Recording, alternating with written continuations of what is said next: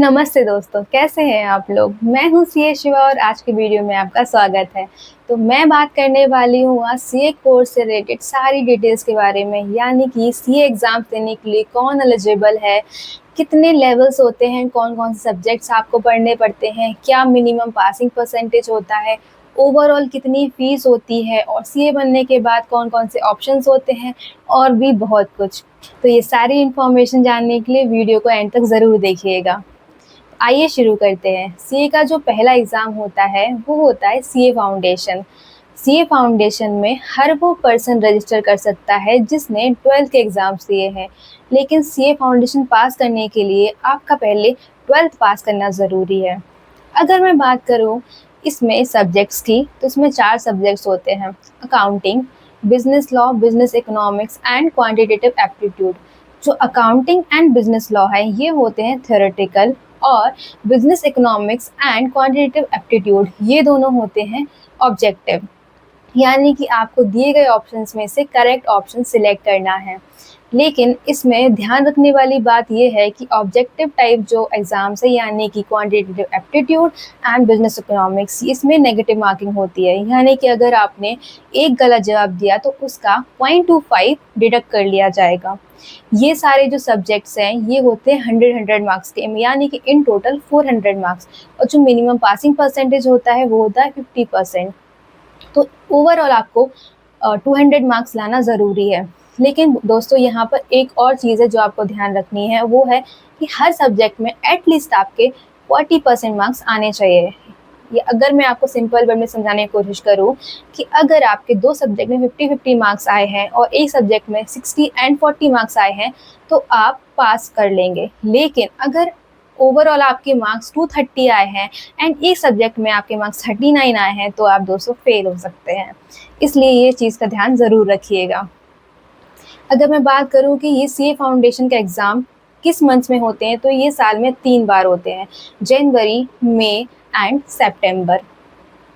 अब जो next phase आता है वो है सीए इंटरमीडिएट, जो कि आप सीए फाउंडेशन क्लियर करने के 9 महीने बाद दे सकते हैं। और यहाँ पर एक और तरीका है दोस्तों सीए इंटरमीडिएट देने का, जिसे बोला जाता है डायरेक्ट रूट। अब ये डायरेक्ट रूट क्या चीज़ है, मैं आपको बताती हूँ कि अगर आपने आपकी ग्रेजुएशन कंप्लीट कर ली है in commerce with minimum 55% marks, या फिर अगर आपकी ग्रेजुएशन किसी दूसरे स्ट्रीम से है तो वो मिनिमम 60% मार्क्स, तो आप डायरेक्टली सीए इंटरमीडिएट का एग्ज़ाम दे सकते हैं और इस केस में आपको सीए फाउंडेशन क्लियर करने की कोई ज़रूरत नहीं है। तो इससे बोला जाता है डायरेक्ट रूट। ये भी दोस्तों सीए फाउंडेशन की तरह साल में 3 बार होता है: जनवरी, मई एंड सितंबर। अगर मैं बात करूँ इसमें सब्जेक्ट्स की, तो इसमें टोटल 6 सब्जेक्ट्स होते हैं जो कि 2 ग्रुप में डिवाइडेड हैं। ग्रुप 1 में 3 सब्जेक्ट्स और ग्रुप 2 में 3 सब्जेक्ट्स। ग्रुप 1 में जो सब्जेक्ट्स हैं वो है advance accounting, corporate and other law and taxation, और ग्रुप 2 में जो सब्जेक्ट्स हैं वो है cost and management accounting, auditing and ethics, and third जो है वो है financial management and strategic management. तो ये जो सारे सब्जेक्ट्स हैं ये 100 मार्क्स के होते हैं और इसे क्लियर करने के लिए आपको मिनिमम 50% मार्क्स लाने पड़ते हैं in aggregate and 40% in each subjects. अब दोस्तों आपके पास ये ऑप्शन है, अगर आप चाहें तो आप बोथ ग्रुप साथ में दे सकते हैं या फिर सिंगल सिंगल ग्रुप भी दे सकते हैं। बोथ ग्रुप देने का फ़ायदा ये है कि आप बहुत जल्दी सीए फाइनल तक पहुंच सकते हैं, लेकिन आपके एफर्ट्स डबल हो जाते हैं। तो ये टोटली आप पर डिपेंड है दोस्तों कि आप सिंगल ग्रुप देना चाहते हैं या फिर बोथ ग्रुप। अब बारी आती है आर्टिकलशिप की। आर्टिकलशिप का मतलब होता है कि जब आप सीए फर्म में जाकर प्रैक्टिसिंग सीए के साथ काम करते हैं और आप वहाँ पर सीखते हैं कि आखिर एक सीए को कौन-कौन से काम करने पड़ते हैं और आप सीए बनने के बाद कौन-कौन से फील्ड में काम कर सकते हैं। It is the best experience जब आपको प्रैक्टिकल नॉलेज मिलता है और हर महीने कुछ स्टाइपेंड भी। और ये जो टोटल आर्टिकलशिप होती है वो होती है टोटल 2 इयर्स की, जिसके बाद आप सीए फाइनल का एग्ज़ाम दे सकते हैं।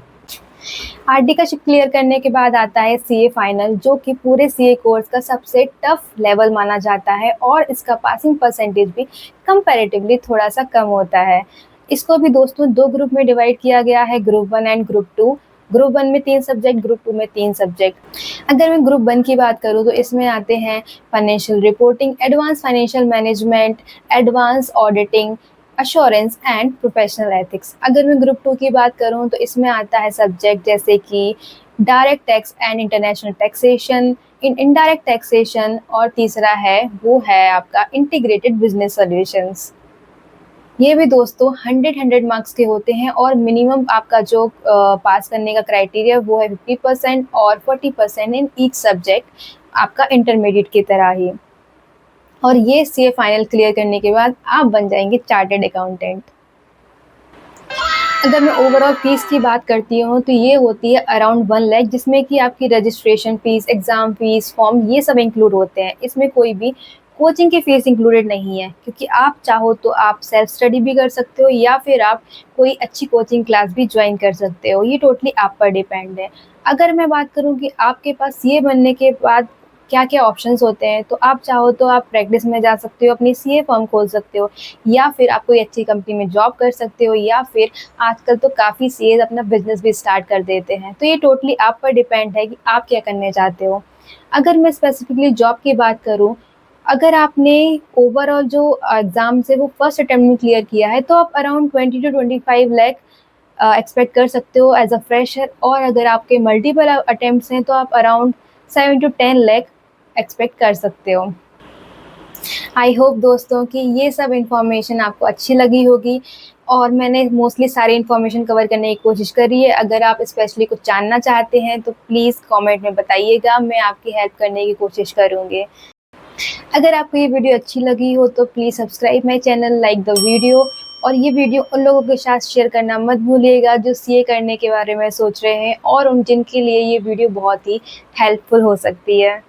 तो मिलते हैं अब नेक्स्ट वीडियो में, तब तक के लिए स्टे हैप्पी, स्टे हेल्दी।